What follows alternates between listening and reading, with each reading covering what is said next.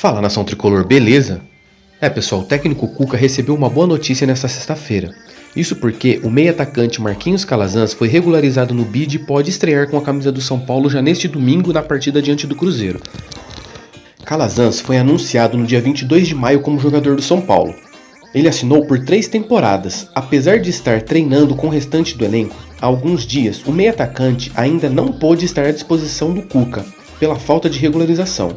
Além disso, o jogador era desfalque certo na Copa do Brasil, por ter atuado pelo Fluminense na competição. Galera, eu espero que o Calazans seja um jogador bom mesmo, assim como o Cuca descreveu, que ele não seja mais um Everton Felipe no São Paulo, né? Vamos aguardar a estreia dele e ver como ele se sai, né? Bom, pessoal, outra coisa que eu queria falar para vocês aqui é que o setorista da ESPN, Eduardo Afonso, contou um pouco sobre a impressão do São Paulo sobre os bastidores e colocou pontos interessantes sobre Raí. Ele começa dizendo não querer comparar, mas quando Eurico Miranda falava, os jogadores ficavam meio assim, né, preocupados. Já quando Raí fala, não tem efeito algum, talvez por ter uma oratória ruim. Ele continuou dizendo não querer criticar o trabalho em si, porque na visão dele o Raí tem acertos e erros, mas a oratória dá um desespero em quem está entrevistando. Imagina no torcedor e nos jogadores.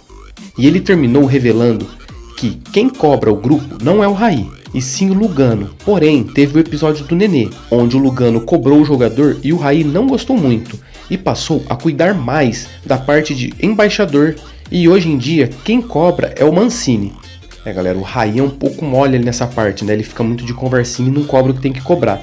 O Raí, inclusive, tem recebido muitas críticas nos bastidores por causa do planejamento da equipe na atual temporada, e também pelo desempenho do time nas competições de 2019. O tricolor foi vice-campeão do Paulista, mas foi eliminado na primeira fase da Libertadores, ou pré-Libertadores, né? E nas oitavas de final da Copa do Brasil, no seu primeiro jogo, né? Não passou de nenhuma fase. Mesmo com a pressão, a diretoria do São Paulo não pretende fazer alterações em sua estrutura até o fim da temporada. A ideia é que Raí e todo o departamento de futebol tenha continuidade. Galera, eu não sei até que ponto a culpa é do Raí, mas assim, se ele estiver pecando em algum aspecto, eu prefiro que corrija agora do que espere acontecer alguma coisa pior, como um rebaixamento ou alguma coisa do tipo, para depois tentar corrigir, né? Aí não dá tempo de voltar atrás. Porque o Raí, galera, ele não gostou da coletiva de Cuca após a derrota para o Bahia. E a entrevista também não foi bem avaliada pelo restante da cúpula do São Paulo, né? Os dirigentes reprovaram a declaração de que o elenco iria passar por uma reformulação e que o fato de os jogadores praticamente saberem disso atrapalhava o desempenho da equipe. Por isso, o Raí conversou com o técnico ainda em Salvador, segundo apurou o All Sports, né? O dirigente tentou entender a situação do técnico e o repreendeu. Na visão do clube, o treinador poderia ter evitado expor uma situação interna. Além disso, com a declaração, ficou aberta a interpretação de que há pessoas insatisfeitas dentro do elenco tricolor. Galera, sinceramente, eu não vi o Cuca falar nada demais. Ele abriu o jogo porque é o seguinte, ele assumiu a culpa por não estar conseguindo fazer o time rodar. O time não está jogando bem, ele assumiu a culpa por isso. Mas assim, por que os jogadores não estão jogando bem? Muitos ali sabem que não vão ficar, então os caras não estão se esforçando e ele tem que expor isso, querendo ou não, até pra se precaver, né? Porque ele vai ficar assumindo a bronca de tudo aí daqui a pouco manda ele embora, a imprensa começa a pegar no pé dele e culpar ele por tudo, sendo que os jogadores que não querem ficar ou sabem que vão sair por opção da diretoria ou do treinador, eles fazem corpo mole. Então, ele não falou nada demais, sinceramente eu vi que ele foi até bem sutil na entrevista coletiva, foi bem sensato e sincero. Se vocês tiverem visto alguma coisa na entrevista coletiva do Cuca pós-jogo que foi comprometedor ao clube, deixa aí no comentário aí, me corrija aí, porque sinceramente eu não vi. Bom, galera, e para terminar eu queria falar sobre a confusão no desembarque da delegação do Tricolor em Congonhas. O funcionário do São Paulo que agrediu o torcedor que protestava contra os jogadores foi afastado pelo clube nesta sexta-feira. O profissional, que teve seu nome preservado, ficará sem exercer sua função por tempo indeterminado. A tendência é que ele volte.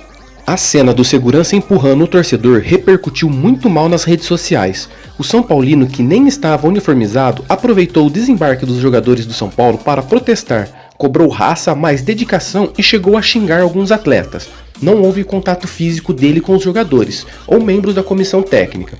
Os seguranças estavam em volta do torcedor e não permitiram que ele descesse a rampa da área de desembarque. em direção ao ônibus que esperava pela delegação tricolor. Um dos seguranças chegou a atingir o torcedor com um chute e depois o empurrou algumas vezes.